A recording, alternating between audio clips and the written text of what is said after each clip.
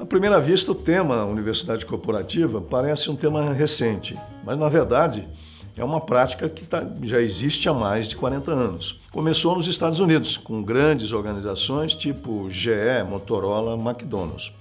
Porque essas organizações perceberam a necessidade de complementar capacitações que a academia clássica, as universidades formais, não entregava. De lá para cá, então, nesses 40 anos, houve um boom inicial, uma expansão enorme de experiências com a universidade corporativa. Depois houve um recuo, um refluxo, tão forte quanto o movimento do crescimento. E hoje há uma retomada, uma revisita ao conceito de universidade corporativa. Por quê? Porque as empresas percebem os ganhos efetivos que podem obter com essa abordagem. O principal ganho é amarrar, dar sinergia, sintonia, alinhamento e integração para as iniciativas de treinamento e desenvolvimento.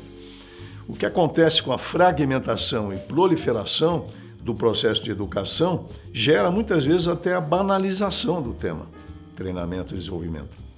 Então, agregar essas iniciativas educacionais num núcleo coeso, consistente e convergente tem como primeiro ganho a questão da eficiência final de todo o processo. A segunda questão, e o segundo ganho, tem a ver com a essência de uma universidade corporativa. Ela fala a linguagem do negócio. Não, então, uma linguagem puramente teórica ou conceitual, mas a linguagem vinculada à realidade.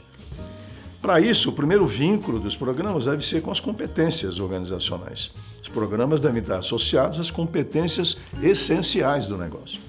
E ao estar associado às competências, naturalmente vai haver um vínculo com o negócio, partindo da premissa de que aquelas competências foram desenhadas e feitas sob medida para o negócio. Portanto, a ação do treinamento terá uma conexão natural com o negócio. Terceiro, os programas devem ser próximos à estratégia, aos desafios estratégicos do negócio.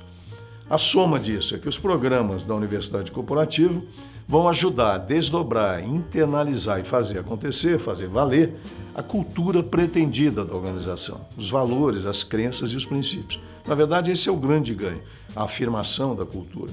Então, a arquitetura de uma universidade corporativa deve começar olhando para essas três dimensões: cultura, estratégias, competências. E pode haver até um desdobramento para processos, quando também são abordados temas técnicos e operacionais que têm a ver com o processo.